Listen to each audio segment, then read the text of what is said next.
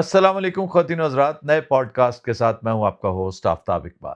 कुछ अर्सा पहले मैंने इरादा ज़ाहिर किया था कि मैं एक प्रोग्राम डिज़ाइन करूंगा यंगस्टर्स के लिए, जिसमें इनका माशी फ़ायदा भी हो, बेशुमार अपॉर्चुनिटीज़ हों, बेशुमार दरवाजे हों, जो इस प्रोग्राम की वसातत से खुल सकें। मैं अपने इस इरादे को अमली जामा पहनाने के लिए इंतहाई नेकनियती के साथ और मेहनत के साथ कोशा हूं। अल्लाह ताला इसमें बेपनाह बरकत देगा। और जो गिवन सर्कमस्टांसेस हैं, पाकिस्तान के जो सियासी और माशी हालात हैं, उन्हें देखते हुए तो ये प्रोग्राम मुनासिब ही नहीं बल्कि बेहद ज़रूरी लगता है। बहरहाल प्रोग्राम की डिज़ाइनिंग जारी है और इंशाअल्लाह by the end of March it will see the light of day. आज का ये पॉडकास्ट भी इसी सिलसिले की कड़ी है। मेरे मेहमान हैं एक नौजवान फाइनेंशियल एक्सपर्ट अब्दुल रहमान नजम। मैं ज़ाती तौर पर इनसे मुतासिर हूँ और बड़ी दिलचस्पी के साथ इनकी बातें सुनता हूँ। वारिक यूनिवर्सिटी से फ़ारिग-उत-तहसील हैं और ख़वातीन हज़रात, मैं अक्सर इस इलाके का तज़किरा करते हुए एक तकरीम का, एस्टीम का इज़हार करता हूँ कि ना सिर्फ ये यूनिवर्सिटी काबिल-ए-सिताइश है, बल्कि इस पूरे इलाके ने दुनिया को शेक्सपियर की शक्ल में एक बेशकीमत तोहफा दे रखा है। ये इत्तफाक है कि अब्दुल रहमान नजम भी इसी यूनिवर्सिटी के ग्रेजुएट हैं।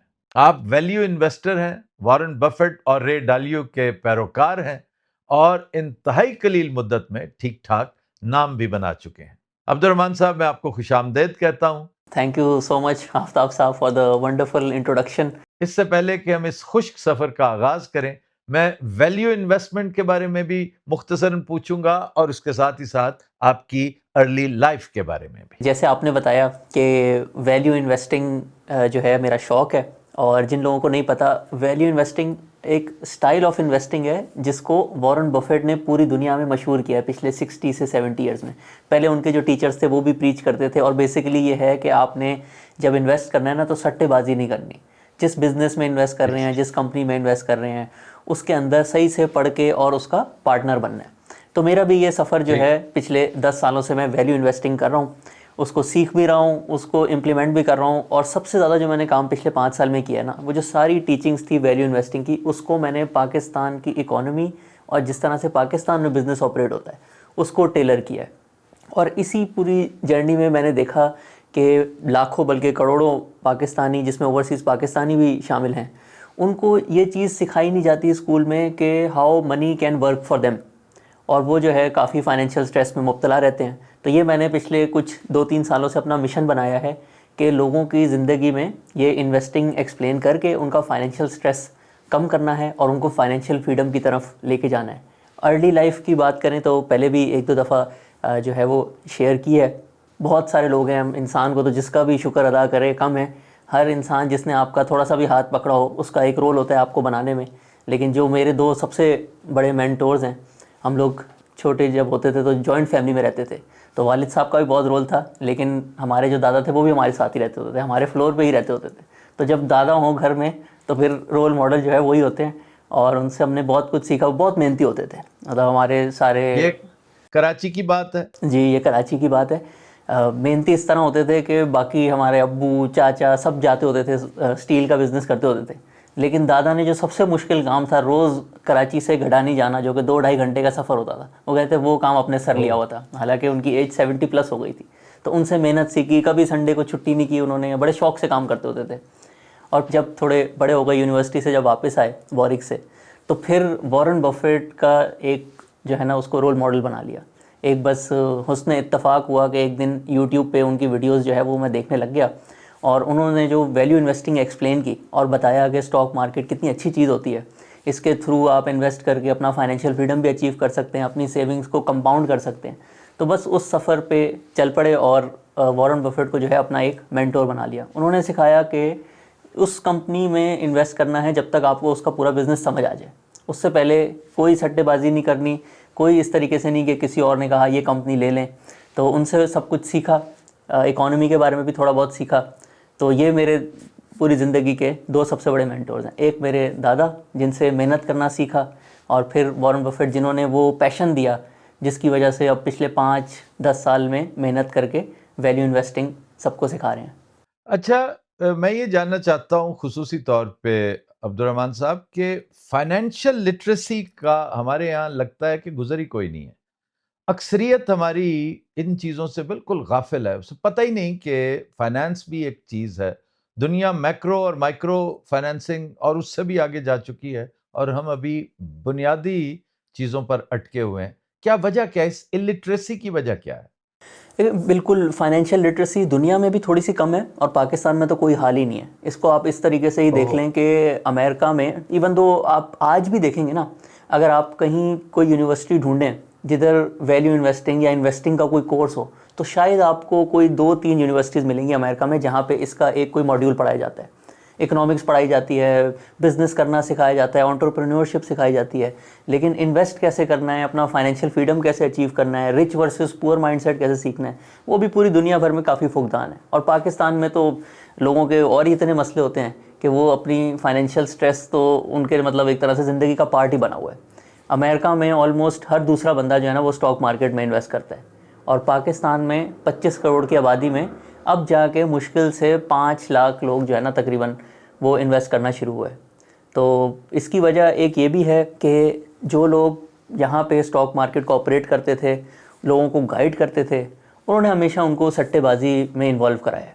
आप हमारा रिकॉर्ड भी देखेंगे ना, आप जब किसी से बात करेंगे, इवन मैं अपने घर में भी जब कहता होता था कि मुझे ये चीज़ अच्छी है, समझ आ रही है, पाकिस्तान में भी है तो मैं करना चाहता हूँ, तो मेरे अब्बू कहते थे मैं जिसको भी जानता हूँ उसका तो नुकसान ही हुआ है। लेकिन मैं फिर खोल के देखता था डेटा कि आपने अगर इन्वेस्ट किया होता तो कितने अच्छे रिटर्न्स बने हैं। तो एक अच्छी चीज़ है जिसमें आप इन्वेस्ट करके बड़े अच्छे प्रॉफिट्स कमा सकते हैं, लेकिन लोगों ने उसके अंदर सट्टेबाजी का एलिमेंट जो है ना उसको ज़्यादा प्रमोट किया और लोगों का एक्सपीरियंस बहुत बुरा हुआ। तो ये इसमें काफ़ी ज़्यादा रोल जो है ना फाइनेंशियल एडवाइज़र्स का है पाकिस्तान में, कि एक अच्छी चीज़ जिसने अमेरिका से भी ज़्यादा प्रॉफिट दिए हैं डॉलर टर्म्स में, उसको जो है लोगों का एक्सपीरियंस इतना ख़राब कर दिया बैड एडवाइस की वजह से कि वो इससे जो है दूर भागते हैं। और यही वजह है लोग घबराते हैं और स्टॉक मार्केट बाकायदा इस बिना पर बदनामी का शिकार है कि ये तो जुआ है और इससे अगला स्टेप लोग आम तौर पे पूछते हैं कि इसकी शरई हैसियत क्या है। मैं चाहता हूं कि लगे हाथों आप इस बारे में बताइए। देखें, स्टॉक मार्केट थोड़ा सा पहले उसको उस नज़रिए से देखते हैं कि इस्लाम में बिज़नेस को बहुत प्रमोट किया जाता है, और कुछ लोग जो है स्टॉक मार्केट को बाइंग सेलिंग, सुबह ख़रीदा शाम को बेच दिया, उस नज़रिए से देखते हैं। लेकिन जो असल मकसद था इसका कि आप किसी अच्छे बिज़नेस में इन्वेस्ट करें और उसके पार्टनर बन जाएं, जो डिविडेंड्स उसके ओनर इन्जॉय करते हैं आपको भी वही मिलेगा, तो वो तो शरई तौर पे बिल्कुल ठीक है। फिर हम आ जाते हैं कि पाकिस्तान में जो ज़्यादातर बिज़नेस है वो नेचर ऑफ बिज़नेस ज़्यादातर शरिया कंप्लाइंट है। पाकिस्तान में कोई कसिनो कंपनी है नहीं, कोई शराब की कंपनी है नहीं, सिर्फ एक बैंक्स और इंश्योरेंस की कंपनीज़ हैं जो कि नॉन शरिया कंप्लाइंट हैं। तो अगर हम नंबर ऑफ़ कंपनीज़ के हिसाब से भी बात करें तो 50-60% से ज़्यादा कंपनीज़ जो हैं वो शरिया कंप्लाइंट हैं। और उसके साथ साथ आज कल जैसे रोज़ बाइंग सेलिंग होती है स्टॉक मार्केट में, तो जो उसकी वैल्यू रोज़ ट्रेड हो रही होती है उसका भी 60 से 70% जो है वो शरिया कंप्लाइंट कंपनीज़ में है। और बहुत अच्छे ऑप्शंस हैं, बल्कि अगर आप देखें ना कुछ कंपनीज़ जिन्होंने लॉन्ग टर्म में बड़ा अच्छा रिटर्न दिया है, मिज़ान बैंक हो गया या दूसरी और कंपनीज़ हो गई, तो जो ज़्यादातर टॉप कंपनीज़ हैं जिन्होंने 20-25 सालों में लोगों को बड़े अच्छे डिविडेंड भी दिए हैं और प्रॉफिट भी कमा के दिए हैं, उसमें से मेजॉरिटी शरिया कंप्लाइंट है। तो बहुत अपॉर्चुनिटीज़ भी हैं पाकिस्तान में। इवन अगर हम पिछले साल की बात करें जो अभी ख़त्म हुआ है 2025, तो उसमें जो हमारा शरिया कंप्लाइंट कंपनीज़ का एक एवरेज इंडेक्स होता है उसने अपने इन्वेस्टर्स को तकरीबन 40-45% प्रॉफिट कमा के दिया एक साल में। तो बहुत ऑप्शंस हैं पाकिस्तान में और लोगों का रुझान भी बहुत ज़्यादा है। अच्छा, क्या वजह है कि पाकिस्तान जिस सियासी और माशी बदहाली का शिकार नजर आ रहा है पिछले 4-5 साल से, पूरी दुनिया जानती है, इस हवाले से दो राय नहीं हो सकती। लेकिन ये क्या मैजिक है, ये क्या मिरेकल है कि stock market is still doing remarkable, हाँ, ये काफ़ी मुनाफा कमा रही है, डिविडेंड्स दे रही है। ये लोग जैसे अगर आपकी जैसे फाइनेंशियल लिटरेसी जब नहीं होती, फिर आप देखते हैं कि मुझे तो सड़क पे नहीं नज़र आ रहा कि बहुत खुशहाली हो गई है, लेकिन इधर जो है वो स्टॉक मार्केट ऊपर जाती जा रही है। तो इसकी वजह यह है कि स्टॉक मार्केट को क्योंकि लोग इतना नहीं समझते, लेकिन कोई दुकान ख़रीदना, उसको किराए पे देना, ये हर किसी को इसकी जो है ना लैंग्वेज समझ आती है। तो मैं उसमें एक्सप्लेन करने की कोशिश करता हूँ। आप समझें एक दुकान है जिसका एक साल का तकरीबन 5 लाख रुपए रेंट आता है, सही है। तो उसमें फिर जब आप उसको ख़रीदने जाते हैं, आप कहते हैं 5 लाख मुझे साल में रेंट मिलेगा, तो मैं उसकी कीमत कोई 50 लाख और 1 करोड़ के बीच में होगी। तो तो इसी तरीके से जो स्टॉक मार्केट में कंपनीज होती हैं उनको देखा जाता है कि इनका एक साल का मुनाफा कितना है, और फिर उसका कोई 10 से मल्टीप्लाई करें तो वो उसकी वैल्यू हो जाती है कि आपके 10 साल, अगले 10 सालों में आपके पैसे जो आपके पास वापस आ जाएंगे।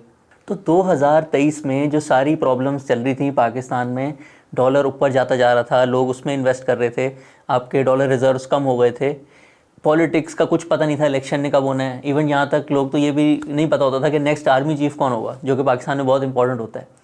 तो उस सारी चीज़ों को देखते हुए अगर एक कंपनी पाकिस्तान में एक साल में 100 रुपये मुनाफा कमा रही थी, उसकी कीमत चल रही थी 250 रुपये, जो कि बिल्कुल बहुत ही कम थी।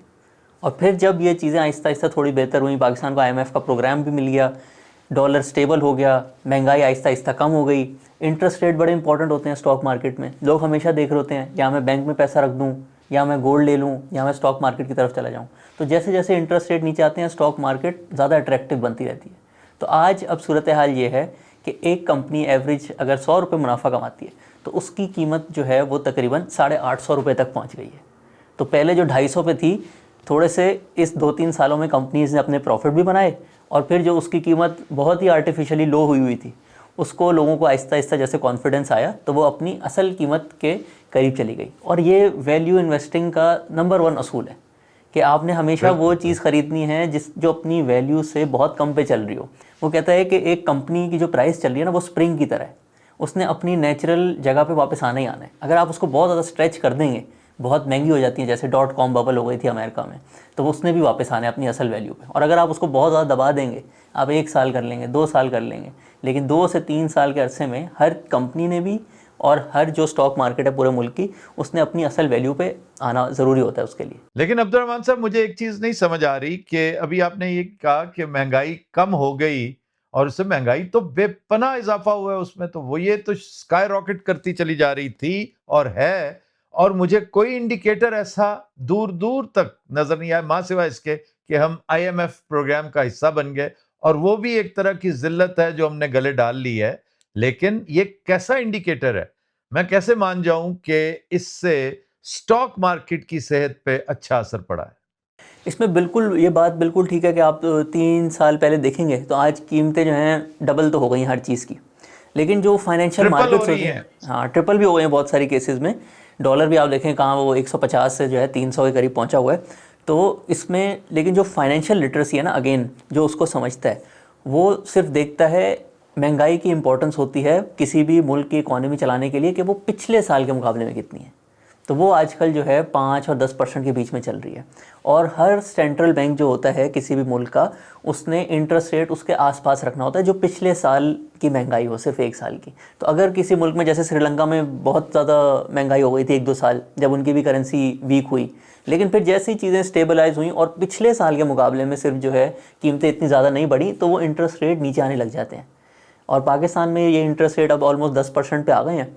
और ना एक, जो लोग इसको देखते हैं स्टॉक मार्केट को वैल्यूएशन पॉइंट ऑफ व्यू से, एक फार्मूला, ये मैं जब हम लोगों ने अपनी कंपनी स्टार्ट की थी, क्योंकि हम लोग डेटा पे बहुत ज़्यादा जो है ना फोकस करते हैं, यही आपको कन्विक्शन देता है, आपको बताता है कि हिस्ट्री में ऐसे हुआ था तो आगे भी ऐसे होगा। तो एक फार्मूला है जो पाकिस्तान में बहुत ज़्यादा फिट होता है, और वो है कि आपका जो पी रेशो, जो मैंने अभी आपको समझाया ना, अगर एक कंपनी 100 रुपये कमा रही है तो उसकी सही कीमत क्या हो सकती है, वो होती है 20 माइनस इंटरेस्ट रेट्स।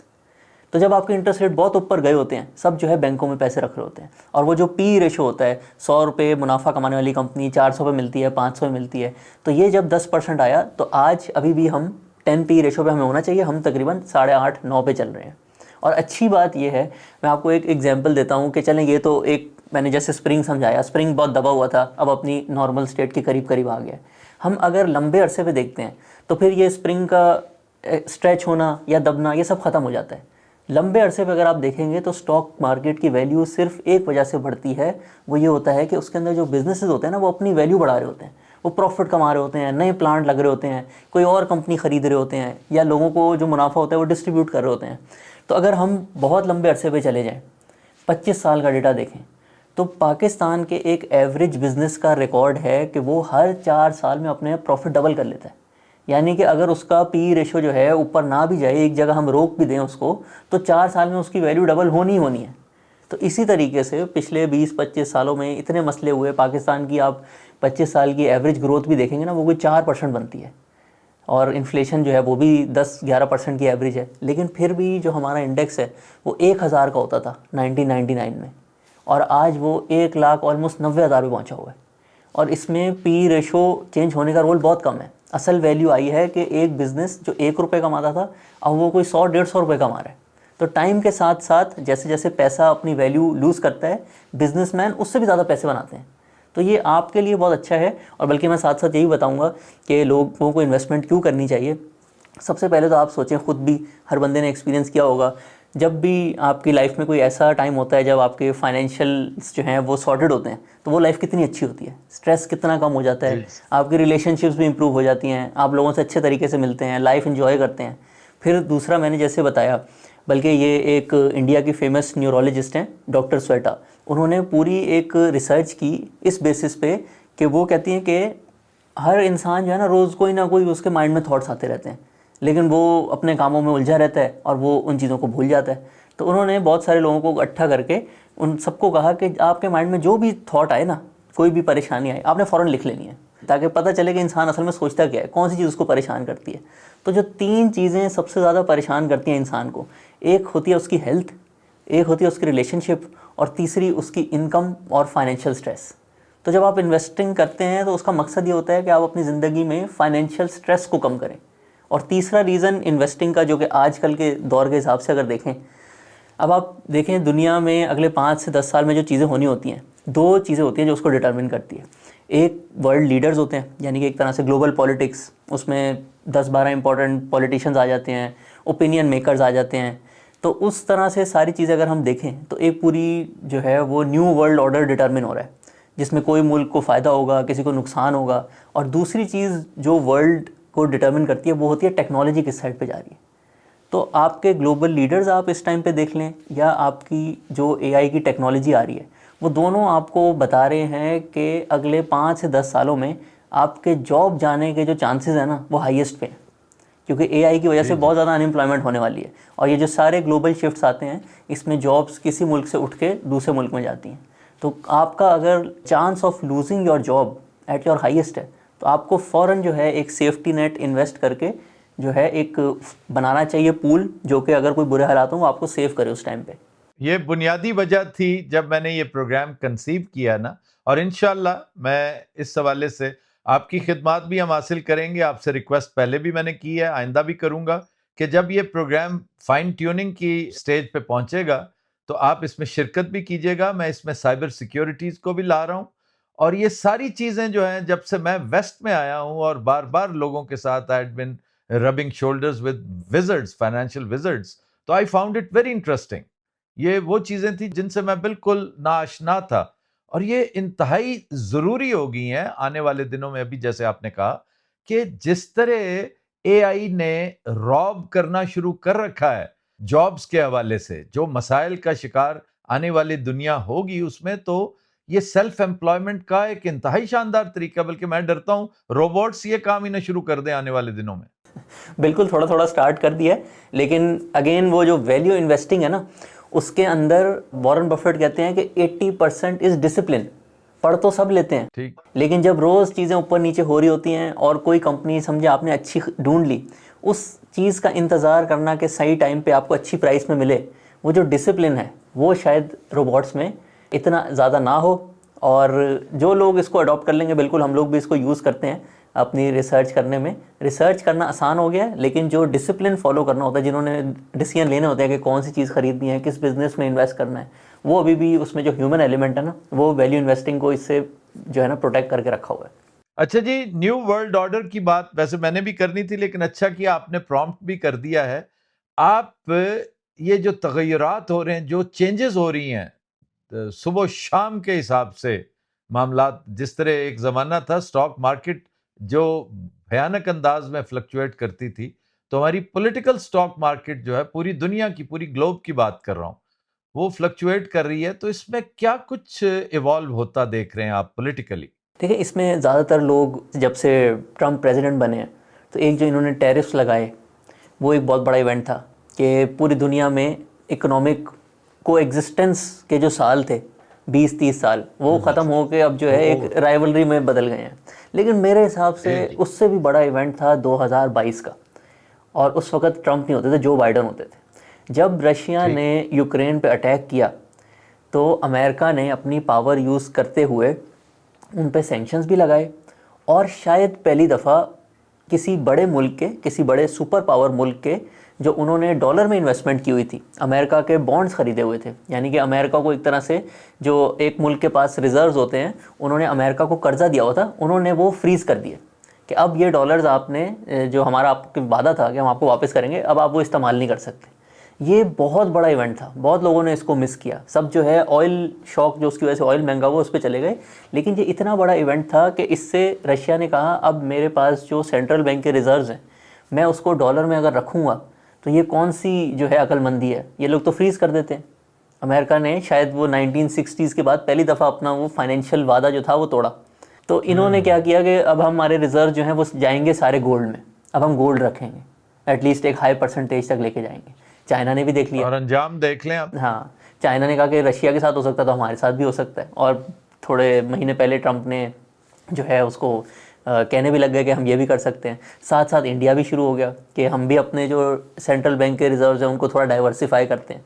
और हुआ ये कि वो 1500-2000 वाला गोल्ड जो है आज 5000 पे पहुंचा हुआ है। ये सबसे बड़ा जो है ना न्यू वर्ल्ड ऑर्डर का जो फाइनेंशियल इम्पैक्ट है वो ये है कि अमेरिका ने जो एक कॉन्फिडेंस पूरा बिल्ड किया था वर्ल्ड वॉर 2 के बाद अपने डॉलर में, वो उसने खुद ही तोड़ दिया। और कोई जो है अब अमेरिका को एक रिलायबल पार्टनर नहीं समझता फाइनेंशियल सिस्टम में। गोया डी डॉलराइजेशन का आगाज खुद डॉलर वालों ने कर दिया था। और ट्रंप ने नहीं किया, ये जो 2022 बाइडन ने किया, एक तरह से अमेरिकन एस्टेब्लिशमेंट ने किया। 22 में हुआ तो, और आज देख लीजिए उसका शाखसाना गोल्ड है, सिल्वर है, और उसके साथ साथ डॉलर जो है वो तो बड़ी तेजी से अपनी वैल्यू खोता चला जा रहा है। अच्छा, एक इसी से एक ज़िमनी सा सवाल, वैसे तो मैंने वैल्यू इन्वेस्टमेंट पे पाकिस्तान के पर्सपेक्टिव में एक केस स्टडी भी आपके साथ डिस्कस करना थी, वो अल्लाह ने मौका दिया तो आज ही की गुफ्तगू में कर लेंगे, वरना आइंदा सही। एंड दैट वाज पीआईए, कि उस हिसाब से तो पीआईए जिसने भी खरीदी है निहायत आइडियल काम किया। अगले 2000 साल तक उसके बच्चे दुआएं देंगे कि भाई तुमने कमाल का काम किया, कि जब बिल्कुल उसको डीवैल्यू किया, मजीद डीवैल्यू किया और खरीद लिया। इसके ऊपर फिर बात करेंगे।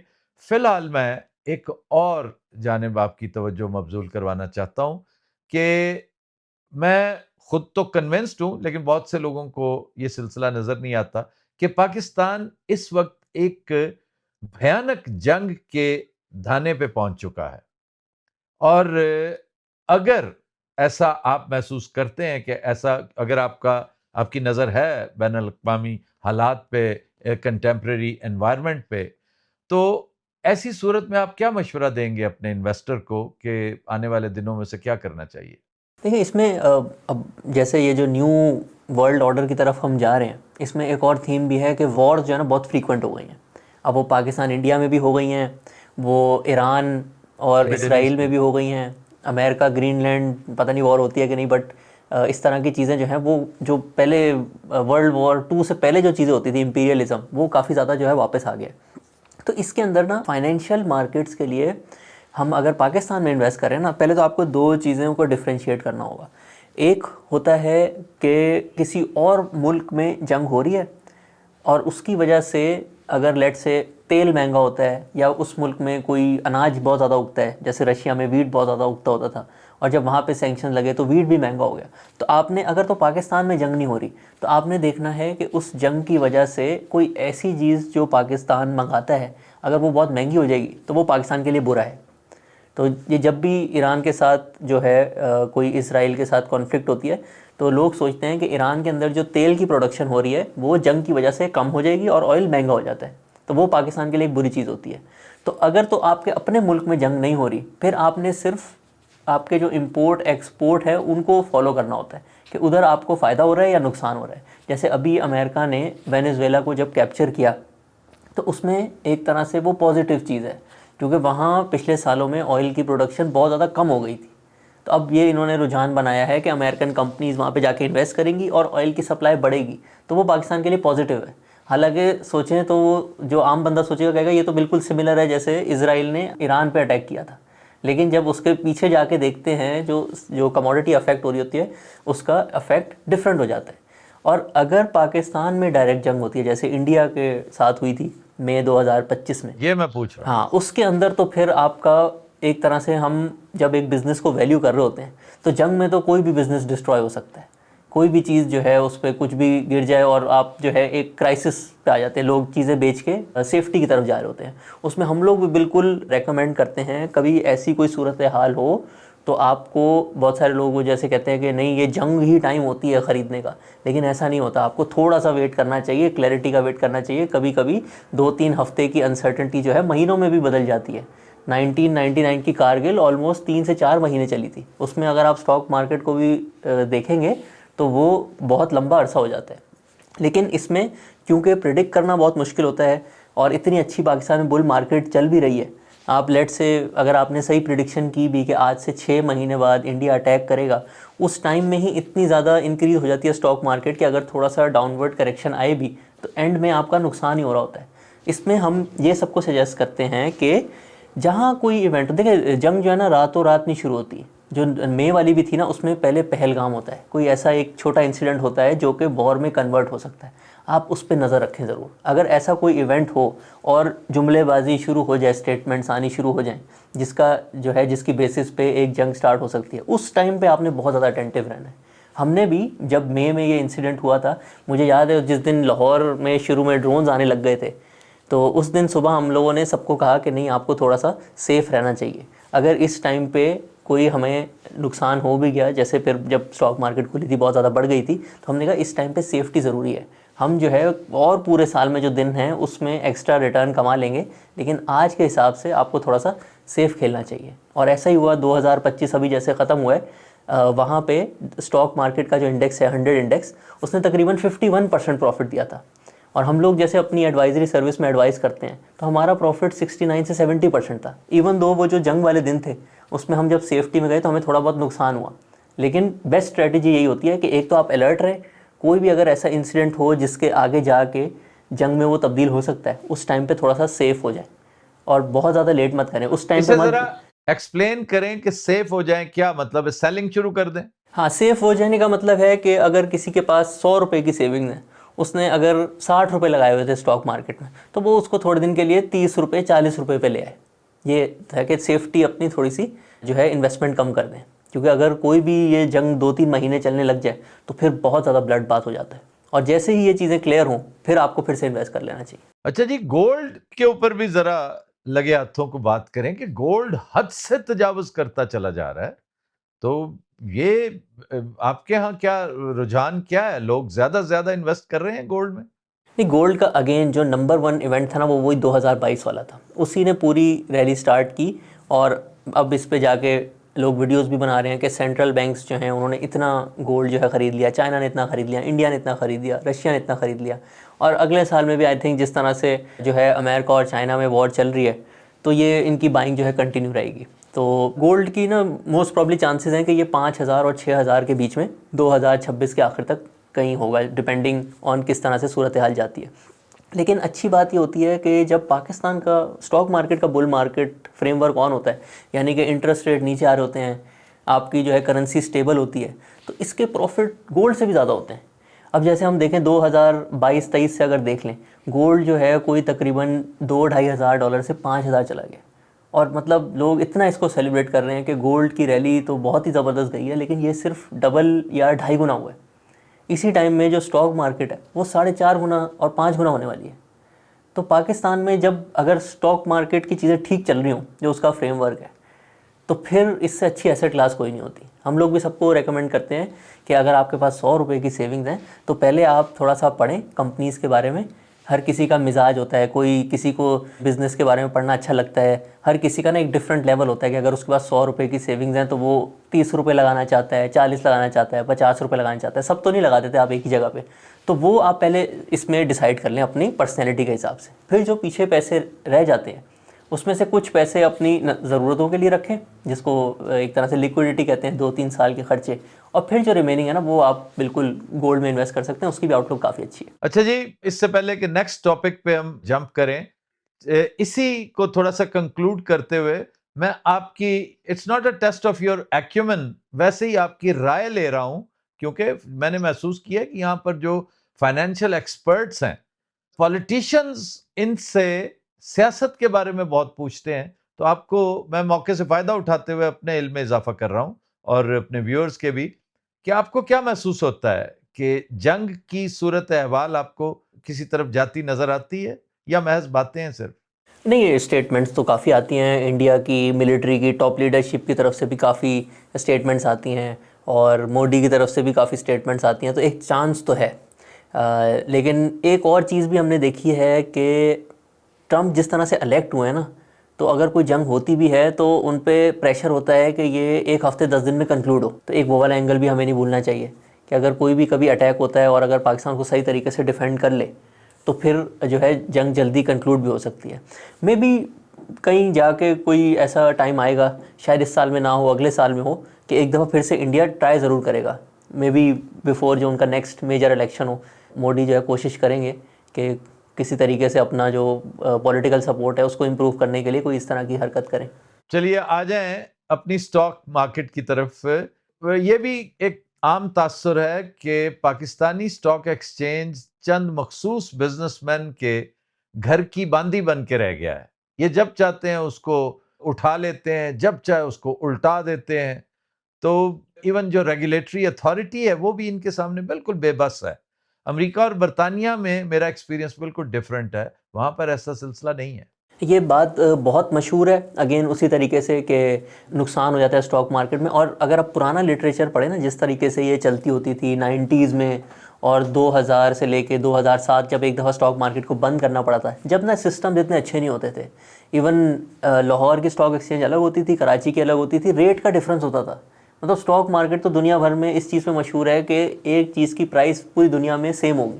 तो जब सिस्टम जब नहीं होते थे और ब्रोकर्स का रोल ज़्यादा होता था, तो जब इस तरह की चीज़ें होती थी, सिस्टम्स भी वीक थे और इनका इन्फ्लुएंस भी ज़्यादा था, यही डिसाइड करते होते थे। बल्कि मशहूर है कि डिसाइड होता था कि कल जो है किसने क्या चीज़ बाय करनी है। लेकिन जब से पूरी PSX जो है वो कंबाइन हुई है, और बल्कि 2000 मेरे ख्याल से 14 था या 17 था, तो 40% जो स्टॉक एक्सचेंज की होल्डिंग है वो एक चाइनीज़ कंपनी के पास चली गई, जिसने लेटेस्ट सिस्टम्स भी इंस्टॉल किए सारी चीज़ें चेक करने के लिए कि कोई भी अगर कोई चीज़ बाय सेल करता है तो कोई उसमें रिकॉर्ड में कोई तब्दीली ना हो। तो उसके बाद से अब आज की जो सिचुएशन है, सबसे ज़्यादा इन्फ्लुएंस जो है ना वो म्यूचुअल फंड्स का होता है। म्यूचुअल फंड्स के पास सबसे ज़्यादा पैसा होता है। वो अगर उनको बेचना हो तो वो एक तरह से मार्केट को मूव कर सकते हैं, और जब वो बाय करते हैं तो चीज़ें भी ऊपर चली जाती हैं। लेकिन म्यूचुअल फंड है क्या? म्यूचुअल फंड ऐसे ही है कि आप भी उसमें इन्वेस्ट करते हैं, मैं भी शायद उसमें इन्वेस्ट करता हूँ, तो बहुत ज़्यादा लोगों के पैसे उनके पास चले जाते हैं। जैसे बैंक में हमारे पैसे पड़े होते हैं, उसी तरीके से म्यूचुअल फंड्स के थ्रू भी लोग इन्वेस्ट करते हैं। तो एंड में ये म्यूचुअल, जैसे हेज फंड्स हैं। जैसे हेज फंड्स होते हैं, तो एंड में म्यूचुअल फंड वाले भी नहीं डिसाइड कर रहे होते। अगर लोगों को जैसे जंग होने लग गई, लोग घबरा गए, सब डाल देते हैं कि हमें अपने पैसे वापस चाहिए, उनको मजबूरन बेचना पड़ता है। इसी तरीके से जब अच्छी खबरें आ रही होती हैं, लोग कहते हैं स्टॉक मार्केट में इन्वेस्ट करते हैं, वो अपने पैसों तो जमा करा देते हैं, उनको बाय करना पड़ता है। उनके ऊपर रेगुलेशन है कि आपके पास जो भी इन्वेस्टमेंट आएगी उसको आपने स्टॉक्स में इन्वेस्ट करना है।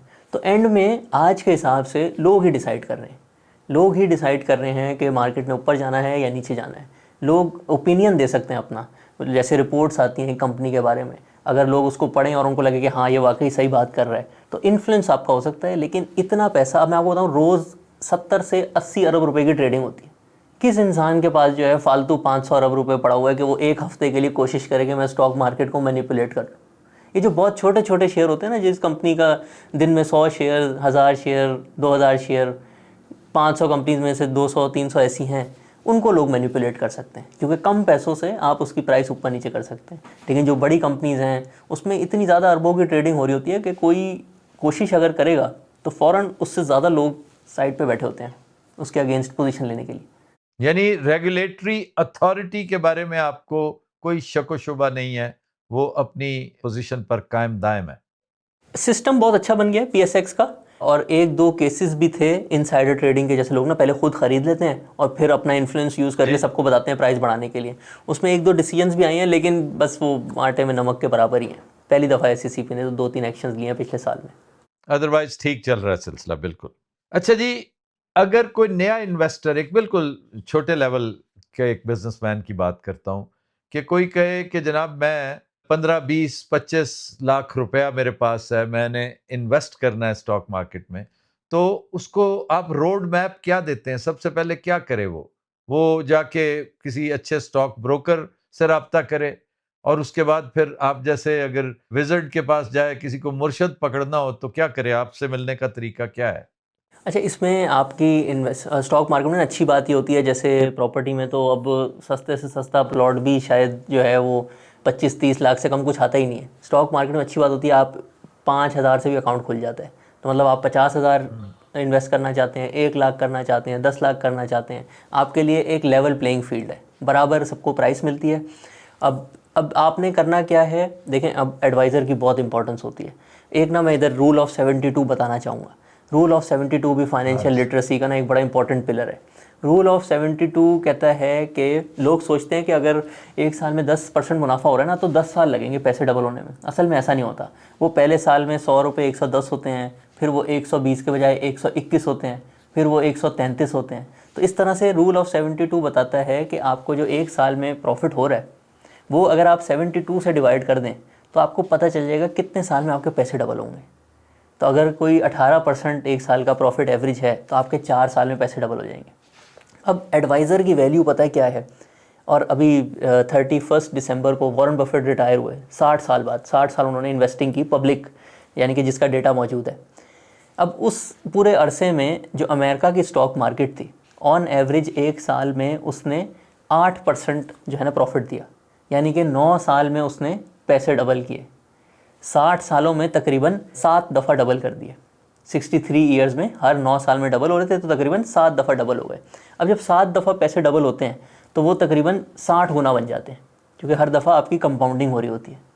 लेकिन वॉरेन बफेट का रिकॉर्ड था 18% का। जो एक नॉर्मल मार्केट 9 साल में पैसे डबल करती थी, वो 4 साल में पैसे डबल कर लेते थे, अच्छी कंपनीज़ के बारे में पढ़ के, अच्छी प्राइस पे बाय करके और अच्छे बिजनेसेस ढूंढ के। तो इन्होंने 60 सालों में 15 दफ़ा पैसे डबल किए। और 15 दफ़ा पैसे डबल इतना बड़ा नंबर बन जाता है कि अगर उसको कैलकुलेट करने बैठें तो अगर 10 दफ़ा आप पैसे डबल करते हैं तो ये 1000 गुना हो जाता है। उन्होंने भी 5 दफ़ा मज़ीद और डबल किए, यानी कि 1000 और फिर 32 गुना, 32,000 दफ़ा उन्होंने पैसे डबल किए। और नॉर्मल मार्केट जो थी वो सिर्फ 60 गुना आपके पैसे कर पाई। तो ये आपकी जो है ना वैल्यू है एक अच्छे फाइनेंशियल एडवाइज़र की, जो बिजनेसेस को पढ़ के और अपना अच्छा आपको समझा के। एक और भी बड़ा इंपॉर्टेंट एलिमेंट होता है, अगर आपका एडवाइज़र अच्छा नहीं होगा ना, वो आपको समझाएगा नहीं चीज़ें, तो आपके पास 100 रुपये होंगे ना, आप 10-15 रुपये ही लगाएंगे स्टॉक मार्केट में, बस। उससे ज़्यादा आप कहेंगे इससे ज़्यादा दिल गुर्दा नहीं है मेरे पास, बहुत चीज़ें जो है ना मुझे समझ नहीं आ रही, जब समझ आएंगी तो फिर मैं ज़्यादा इन्वेस्टमेंट करूँगा। और रिकॉर्ड बता रहा है स्टॉक मार्केट सबसे अच्छे आपको प्रॉफिट कमा के देती है लॉन्ग टर्म में। तो ये भी बड़ा ज़रूरी होता है कि एक सेविंग्स का गुड पोर्शन, ज़रूरी नहीं है सारी लगाएं, बट 40-50 जैसे जैसे आपको चीज़ें समझ आती रहें, आप उसमें ज़्यादा इन्वेस्टमेंट करें। ज़्यादा इन्वेस्टमेंट जब कंपाउंड होगी तो फिर ही लाइफ चेंज होगा। तो दो काम ये हमने जब अपनी कंपनी आज से तकरीबन 2 साल पहले शुरू की थी, यही दोनों हमने मोटो बनाए थे कि एक हमने वॉरेन बफेट की तरह जो नॉर्मल प्रॉफिट आ रहा है इंडेक्स का, उससे ज़्यादा लेकर आना है। और जैसे मैंने आपको बताया कि 51% 2025 का KSE 100 इंडेक्स का प्रॉफिट था, हमारा 69 से 70% था। और इसका हम लोग ऑडिट भी करा रहे हैं, बहुत जल्द हमारी वेबसाइट पे भी आ जाएगा। तो एक ये फंक्शन होता है फाइनेंशियल एडवाइज़र का कि जो इंसान एक एवरेज प्रॉफिट खुद भी ला सकता है, वो उससे ज़्यादा लेकर आए, खुद पढ़ के, अपनी टीम के थ्रू अच्छी कंपनीज ढूंढ के, और दूसरा लोगों को इतना अच्छा समझाए कि उनकी घबराहट नीचे आए। और उसका रिजल्ट फिर ये होता है कि आप थोड़ी सी ज़्यादा इन्वेस्टमेंट करें, अपनी सेविंग्स का गुड परसेंटेज जो है वो स्टॉक मार्केट में लगाएं। अच्छा जी, वॉरेन बफेट के साथ-साथ आपकी ज़िंदगी पर बड़ी गहरी छाप है रे डालियो के भी, और ब्रायन चस्की के भी आप बड़ा तज़किरा करते हैं, ये जो एयरबीएनबी वाला है। तो ये बताइए कि इनसे क्या खुसूसी फैज़ क्या लिया? रे डालियो को आप बड़ा कोट करते हैं हमेशा। वो वैसे भी बहुत इम्प्रेसिव आदमी है। मैं खुद बहुत मुतासिर हूँ उससे। वॉरेन बफेट से मैंने सीखा, वो उनकी पूरी जो इन्वेस्टिंग है ना, वो है कि कंपनी को पढ़ना है। वो तो कहते हैं कि अगर किसी कंपनी में जो इन्वेस्टिंग करती है उसमें अगर एक इकोनॉमिस्ट है ना, तो वो that is one two many person in the company. मतलब वो कहते हैं कि इन्वेस्टिंग में ज़्यादा ये सोचना कि इकोनॉमी किधर जा रही है, ऐसे नहीं करना चाहिए। कंपनी के बारे में पढ़ो। कंपनी अगर अच्छी है तो वो इकोनॉमी की अप डाउन साइकिल को बर्दाश्त करके ग्रो होती जाएगी। तो उन्होंने मुझे पूरा सिखाया कि जिस कंपनी में इन्वेस्ट कर रहे हो उसको डीप डाउन जाके हर चीज़ आपको पता होनी चाहिए। आपको पता होना चाहिए उसका बिजनेस मॉडल कितना है, कितना अच्छा है। लेकिन रे डैलियो इससे बिल्कुल उलट है। वो कहते हैं कि अगर आप मैक्रो इकोनॉमिक सिस्टम समझ जाएं तो आप जो है बड़े अच्छे रिटर्न्स कमा सकते हैं। इन्वेस्टिंग में तो बल्कि कहते हैं there are different ways to reach heaven. ज़रूरी नहीं अगर आपने अच्छा प्रॉफिट कमाना है तो एक ही तरीका है। तो रे डैलियो का तरीका थोड़ा सा डिफरेंट है, वॉरेन बफेट का थोड़ा सा डिफरेंट है।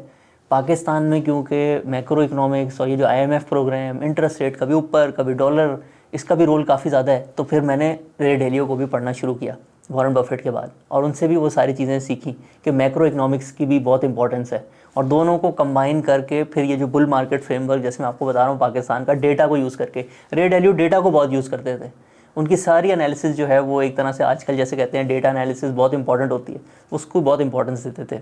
ब्रायन चेस्की से मैंने एंटरप्रेन्योरशिप की जो डिफरेंट तरीके हैं वो, उससे मैं बहुत ज़्यादा इंस्पायर्ड हूँ। ज़्यादातर एक यंग इंसान जब एक कोई अच्छी कंपनी बना ले और वो अमेरिका में स्टॉक मार्केट पे आ जाए तो इतने ज़्यादा शेयर होल्डर्स का प्रेशर आ जाता है कि अब आप साइड पे हो जाएं और एक प्रोफेशनल सीईओ लेकर आएँ जो कि जैसे दुनिया में सिस्टम चल रहे हैं उसके हिसाब से कंपनी चलाए।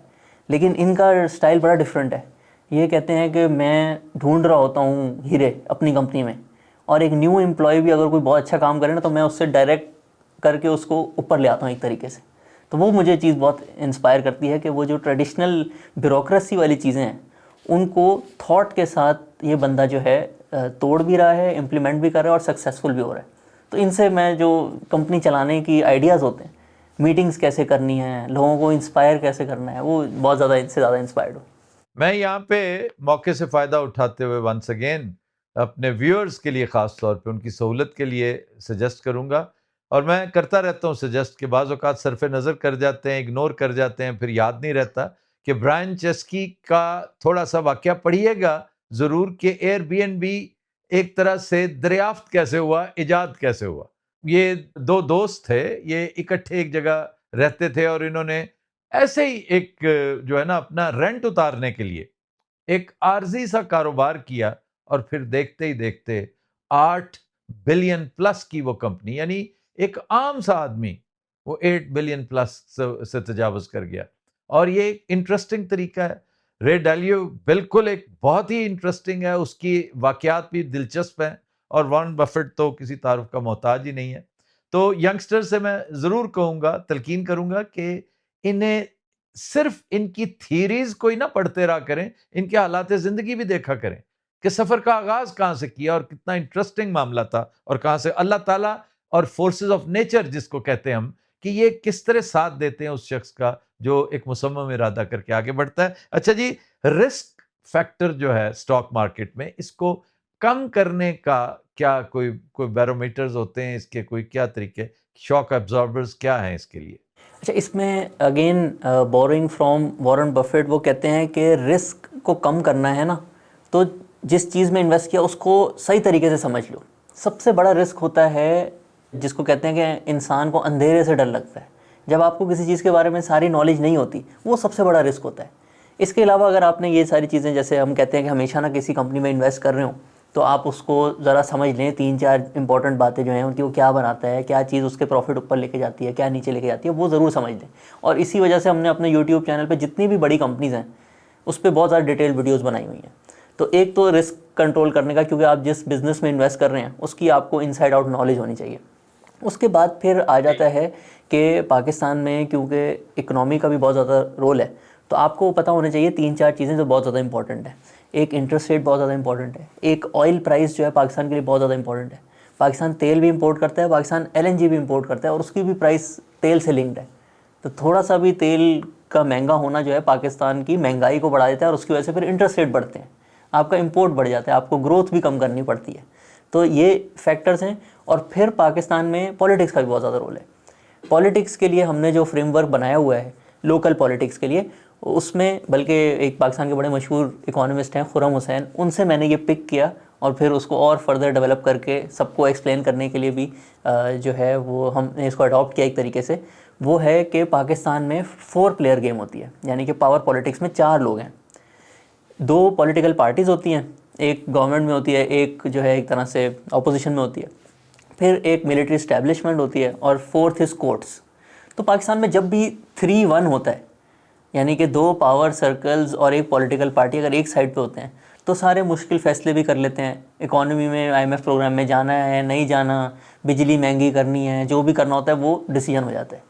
लेकिन जहाँ ये टूटता है और फिर जो है आप जो है अपोजिशन वाली पार्टी को थोड़ा सा फेवर मिलने लगता है, तो फिर जो सिटिंग गवर्नमेंट होती है उसको पता चल जाता है कि अब जो है मेरे दिन रह गए हैं थोड़े, और फिर अपनी पॉपुलैरिटी को बढ़ाने के लिए वो इंपोर्ट्स भी अलाउ करते हैं, करेंसी को कंट्रोल भी करते हैं, चीज़ों को सस्ता भी करते हैं, सब्सिडीज़ भी देते हैं, और उसमें जो है ना पूरे वो जो एक मुल्क का डिसिप्लिन होता है इकॉनमी का वो टूट जाता है। तो इसको समझना बहुत ज़रूरी है। अच्छी बात इसमें ये है कि जब आप इन्वेस्टिंग करें ना, आपको प्रिडिक्ट करने की ज़रूरत नहीं है कि आज से 6 महीने बाद क्या होगा। आप पाकिस्तान का अगर डेटा देखें तो वो आपको बताएगा कि जब बिल्कुल क्लियर भी हो जाए कि ये 3-1 जो है वो टूट चुका है और चीज़ें जो है शिफ्ट हो रही हैं, तब भी अगर आप अपनी इन्वेस्टमेंट को निकालेंगे तो आपका बहुत ज़्यादा नुकसान नहीं होगा। इसकी एग्जांपल लोग खुद देखें। 2017 में जब नवाज़ शरीफ के ख़िलाफ़ पनामा का फ़ैसला आया, जिस दिन अनाउंस हो गया, यानी कि क्लियर हो गया कि अब जो है चीज़ें चेंज हो रही हैं, सबको पता चल गया, उस टाइम भी अगर आपने अपनी चीज़ें सेल कर दी होती तो वो कोई उस प्राइस से बहुत ज़्यादा नीचे नहीं आई थी जिस टाइम पे टॉप बना था। इसी तरीके से 2022 में जब नो कॉन्फिडेंस मोशन की वोटिंग हो गई, डिस्क्वालिफिकेशन हो गई, कोर्ट्स ने भी डिस्क्वालीफाई कर दिया, उस टाइम पे भी हम लोगों की स्टॉक मार्केट जो थी वो अपने कुछ महीनों के पहला जो हाई बना हुआ था उससे बहुत ज़्यादा नीचे नहीं गिरी थी। तो आपको पॉलिटिक्स की समझ होनी चाहिए और प्रिडिक्ट मत करें कि 3 महीने बाद ये हो जाएगा, 6 महीने बाद ये हो जाएगा। जब ये क्लियर हो जाए तो तब भी आप एक्शन लेंगे, तब भी it will be a good time to exit. आपको इतनी समझ है तो आप इन्हें कुछ नहीं बताते कि भाई ये जो तुम कर रहे हो इससे हासिल असूल क्या होगा? यही तजुर्बा तुम पिछले 78 सालों से करते चले आ रहे हो। खैर ये बात अब दूसरी तरफ जा निकलेगी, जो मेरी दुखती रग है। आप ही के मौजू की तरफ रहते हैं, लेकिन इसके साथ बहरहाल हर चीज अटैच्ड है। देखे ना, क्रिप्टो की तरफ अगर आप आए, अब क्रिप्टो पूरी दुनिया में क्रिप्टो जलीलो रुस्वा हो रही है, ख्वार हो रही है, जूतों में दाल बट रही है। और हमारे यहाँ क्रिप्टो से हम लंबी चौड़ी उम्मीदें लगाए बैठे हैं और उसे मुस्तकबिल का एक मज़र करार दे रहे हैं। क्या कहते हैं आप इस बारे में? देखिए, क्रिप्टो का पाकिस्तान में ना जो उसकी डायनामिक्स हैं वो फिट ही नहीं होती। देखिए, 2-3 एंगल हैं क्रिप्टो के। एक है कि अल्लाह आपका भला करे। एक है कि लोगों को अलाउ कर दें कि आप क्रिप्टो करेंसी ख़रीद लें। अब वो जिस दिन अलाउ हो गई तो एक तरह से आपने अलाउ कर दिया कि हर किसी के पास, जिसके पास पैसे हैं, वो क्रिप्टो ख़रीदे और अपने पैसे बाहर ले जाए। यानी कि आपने इनफ्लो और आउटफ्लो डॉलर जो है वो उसको खोल दिया। ये तो आज तक इंडिया नहीं खोल पाया, चाइना नहीं खोल पाया, और अब आपको लगता है कि पाकिस्तान ये बर्दाश्त कर सकता है। दूसरा एंगल क्रिप्टो का एक ये हो सकता है कि जैसे हमने कहा कि पहले मुल्क जो है डॉलर के रिजर्व्स रखते होते अपने सेंट्रल बैंक में, उन्होंने डाइवर्सिफाई किया। उन्होंने कहा कि चलो हम गोल्ड भी रख लेते हैं, थोड़ा सा सिल्वर भी रख लेते हैं। तो बहुत सारे सेंट्रल बैंक्स कहते हैं चलो 5-7% बिटकॉइन भी रख लेते हैं, हो सकता है थोड़ी डाइवर्सिफिकेशन हो जाएगी, हो सकता है इसकी वैल्यू बहुत ज़्यादा बढ़ जाए। अब वो पाकिस्तान करना चाहता है तो उसमें तो वो तो एक फाइनेंशियल ट्रांजैक्शन है, कुछ अपने आपने $500 मिलियन जो है डॉलर को बिटकॉइन में कन्वर्ट कर लिया, उससे इकोनॉमी पे क्या फ़र्क आना है? कोई फ़र्क नहीं आना। और जो तीसरा एंगल है कि बिटकॉइन की जो माइनिंग होती है वो पाकिस्तान में जो है उसको प्रमोट किया जाए, तो उसको माइन करने के लिए अभी मुझे एग्जैक्ट नंबर भूल गया है, मेरे ख्याल से 6 लाख यूनिट बिजली के एक बिटकॉइन माइन करने के लिए चाहिए होते हैं।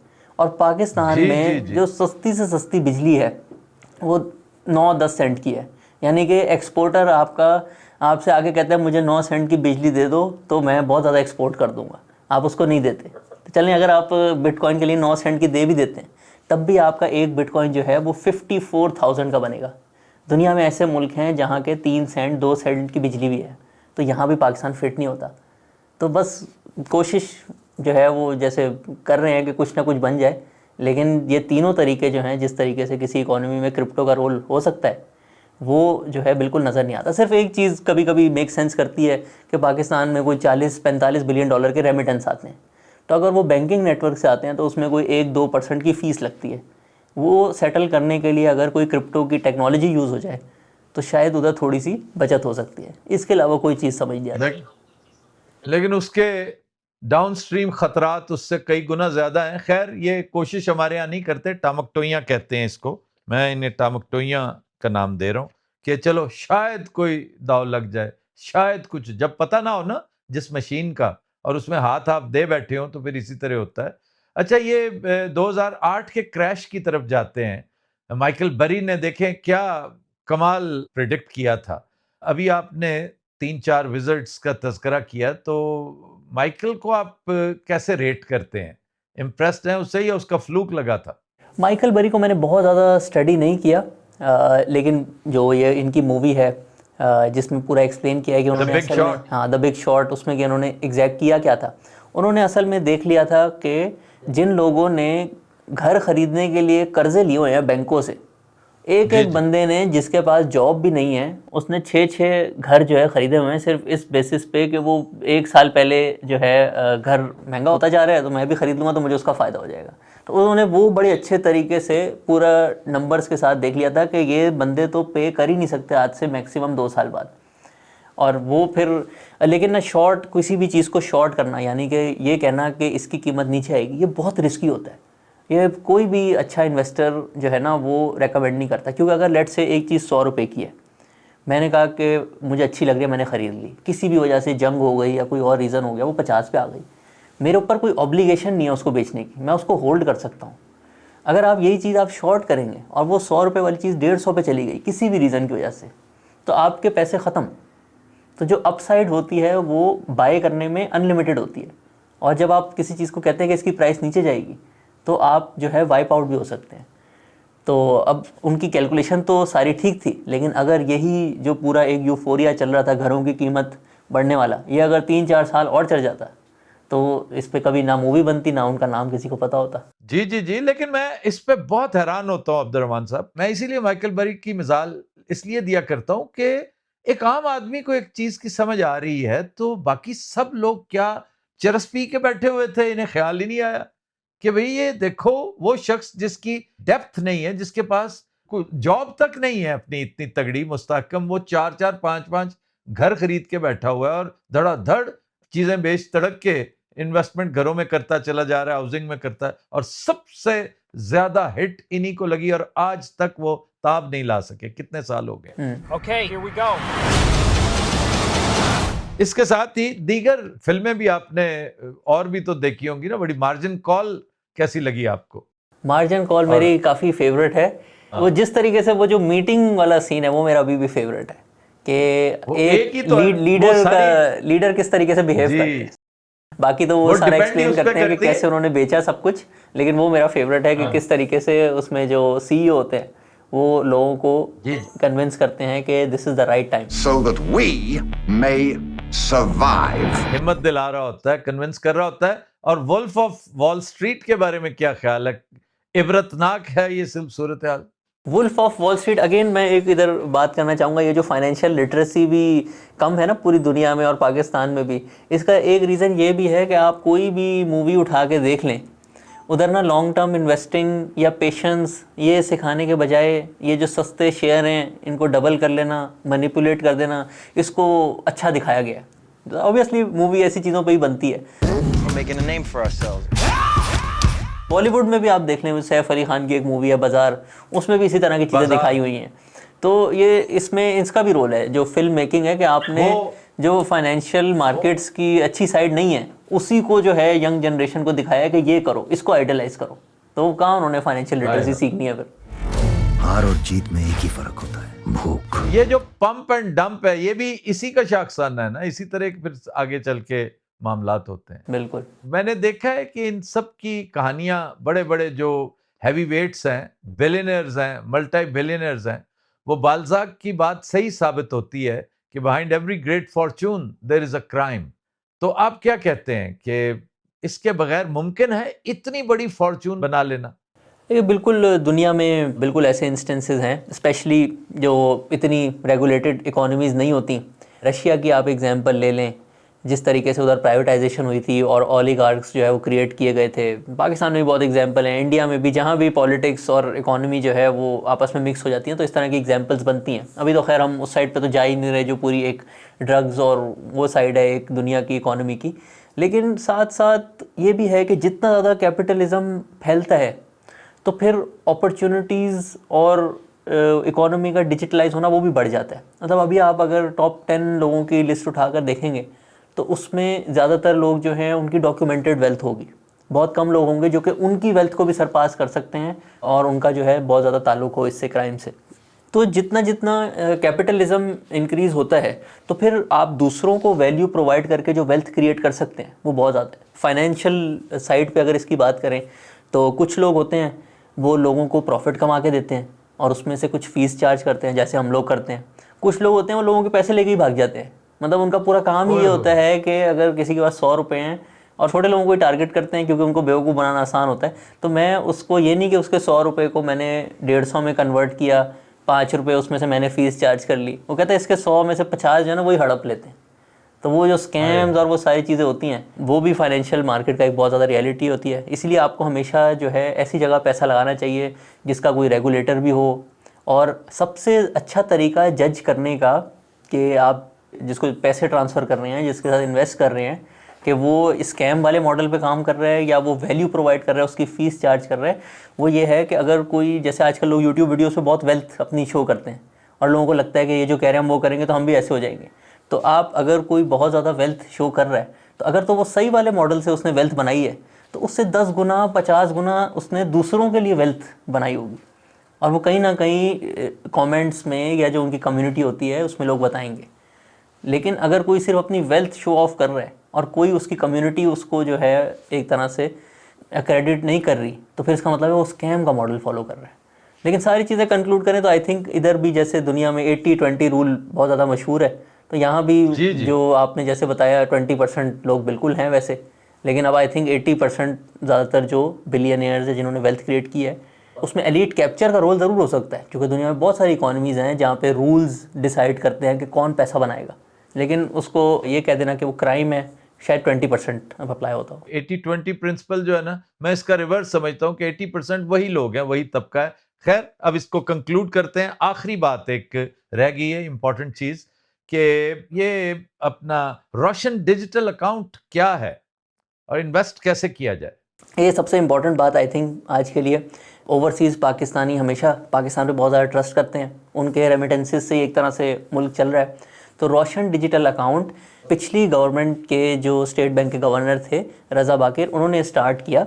और ये है, इसमें एक तरह से आप पाकिस्तान में इन्वेस्ट कर सकते हैं और आपके साथ गवर्नमेंट ऑफ पाकिस्तान ने वादा किया है कि कल को अगर आपने अपनी इन्वेस्टमेंट को वापस लेकर जाना है, किसी भी मुल्क में हो, अमेरिका हो, यूके हो या मिडिल ईस्ट हो, तो वो आपको डॉलर कन्वर्ट करके वापस भेजेंगे। यानी कि आज आप डॉलर भेजेंगे तो आपको फ्यूचर में जब भी आपने लेके जाने हैं आपको डॉलर्स वापस मिलेंगे। और ये सबसे बड़ा जो ओवरसीज़ पाकिस्तानी इसका रिस्क होता है, वो तो मशहूर था इससे पहले कि जो पैसे पाकिस्तान चले गए वो नहीं आने वापस, अब वो उधर ही रहेंगे, आप उधर जो भी कर लो लेकिन वो वापस नहीं आने। तो रोशन डिजिटल अकाउंट ने ये चीज़ तोड़ी। और जिस तरीके से हमने सारी बात की कि पाकिस्तान के स्टॉक मार्केट की आउटलुक अच्छी है, करेंसी भी स्टेबल है, तो बहुत सारे लोग, हमारे भी बहुत सारे इन्वेस्टर्स जो हैं, बल्कि 30% लोग जो हैं वो ओवरसीज़ पाकिस्तानी ही हैं, तो वो यहाँ पे इन्वेस्ट करके डॉलर्स में इतना अच्छा मुनाफा भी कमा रहे हैं और उनको एक सेंस ऑफ सिक्योरिटी भी है कि आप जो है ये डॉलर्स वापस भी लेके जा सकते हैं। अच्छी बात इसमें यह है कि इसमें आपको अकाउंट खोलने के लिए पाकिस्तान आने की ज़रूरत नहीं है, वहीं से बैठे बैठे आपका बैंक अकाउंट खुलेगा पहले, और उसके बाद फिर आप स्टॉक मार्केट का कोई भी अकाउंट जो है किसी भी ब्रोकर के साथ खुलवा सकते हैं। और जैसे कभी कभी पाकिस्तान में जो छोटे ब्रोकर्स होते हैं उधर फ्रॉड भी हो जाता है, वो पैसे लेके भाग जाते हैं लोगों के। तो रोशन डिजिटल अकाउंट के थ्रू जितनी भी इन्वेस्टमेंट होती है उसकी सारी कस्टडी जो है वो CDC जो कि गवर्नमेंट का इदारा है, कस्टडी उनके पास होती है। ब्रोकर सिर्फ एक तरह से एग्जीक्यूशन कर रहा होता है, तो आपके स्कैम के चांसेस भी बहुत कम हो जाते हैं। चलें, ये वाकई बहुत ही सेहतमंद। मैं एक इस बिना पर रज़ा बाकिर से भी छोटी सी बात यहाँ पे ऐड करना चाहूँगा। जैसे लोग जब बाहर चले जाते हैं और उनके पास बहुत ज़्यादा अपॉर्चुनिटीज आ सकती हैं, वो अमेरिका भी इन्वेस्ट कर सकते हैं, वो जो है चाइना में भी इन्वेस्ट कर सकते हैं, क्योंकि आप वहाँ से पैसे बेच के उधर के शेयर्स खरीद सकते हैं। लेकिन आप लंबे अरसे का अगर रिकॉर्ड देखेंगे पाकिस्तान की स्टॉक मार्केट का डॉलर में, अमेरिका से भी कंपेयर करेंगे, इंडिया से भी कंपेयर करेंगे, जी। पाकिस्तान का रिकॉर्ड सबसे अच्छा है। आप अगर 1999 से शुरू करें अब अपनी मर्जी के साल तो कोई भी चूज़ करके दिखा सकता है कि ये अच्छा था इसके लिए तो उसने ज़्यादा प्रॉफिट दे दिया, लेकिन लंबे अरसे में ये सारी चीज़ें ख़त्म हो जाती हैं। असल जो बिज़नेस में वैल्यू क्रिएट होती है वही जो है नज़र आती है। तो उस टाइम पे हमारा जो इंडेक्स होता था वो भी तकरीबन 1000 पे होता था 1999 में। अमेरिका का इंडेक्स S&P 500 वो भी 1000 पे होता था, और जो इंडिया का मशहूर निफ्टी 50 है वो तकरीबन 800 पे होता था। आज ये वाला तकरीबन 25,000 का है।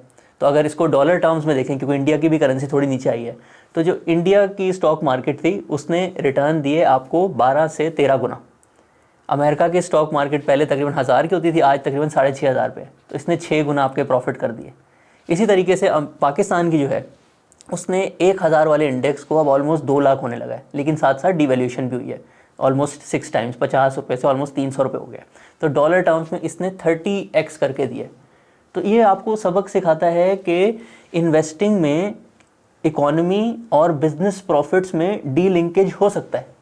और जब आप स्टॉक मार्केट में आते हैं ना, तो ज़रूरी नहीं है कि जो इकोनॉमी जैसे परफॉर्म कर रही है बिज़नेस प्रॉफिट्स उसी तरीके से परफॉर्म करें। इधर के जो बिजनेसमैन हैं पाकिस्तान के, वो सारे सिस्टम को समझते हैं, वो डिवैल्यूएशन को भी समझते हैं। ड्यूटीज़ प्रोटेक्शन बहुत ज़्यादा होती हैं पाकिस्तान में, तो on average Pakistani business owners जो हैं वो ज़्यादा प्रॉफिट बनाते हैं डॉलर्स में। तो इनके साथ जब आप पार्टनर बन जाते हैं तो आपकी जो फाइनेंशियल फ्रीडम वाली जर्नी है और जो कंपाउंडिंग है वो ज़्यादा अच्छे तरीके से हो जाती है। अच्छा जी, अब्दुर्रहमान नजम साहब, बहुत दिलचस्प, हालांकि इंतहाई खुश्क सब्जेक्ट पे हमने दिलचस्प गुफ्तगू की है, और मैं चलते चलते आपसे फिर रिक्वेस्ट करूंगा कि जब मैं फाइन ट्यून करने लगूं अपने इस मुजवजा प्रोग्राम को, तो प्लीज़ हेजिटेट ना कीजिएगा, टाइम निकालिएगा। एज अ परमानेंट पैनलिस्ट मैं आपको दावत दूंगा, आप प्रोग्राम में शिरकत कीजिएगा, ताकि हम इस बहाने अल्लाह ताला ने जो हम पे अता की है हम आगे ट्रांसफर कर सकें अगली जनरेशन, क्योंकि मेरा फोकस सिर्फ और सिर्फ यंगस्टर्स है। ये प्रोग्राम मैं सिर्फ यंगस्टर्स के लिए करने जा रहा हूं, और इंशाल्लाह ताला इसके डिविडेंड्स अगले कई जनरेशंस तक हम काटते रहेंगे। थैंक यू वेरी मच, बहुत बहुत शुक्रिया वंस अगेन। ख्वातीन हज़रात, आपसे मुलाकात होगी इंशाल्लाह इसी अंदाज के नए पॉडकास्ट में। अंटिल देन, अल्लाह हाफ़िज़ व नासिर।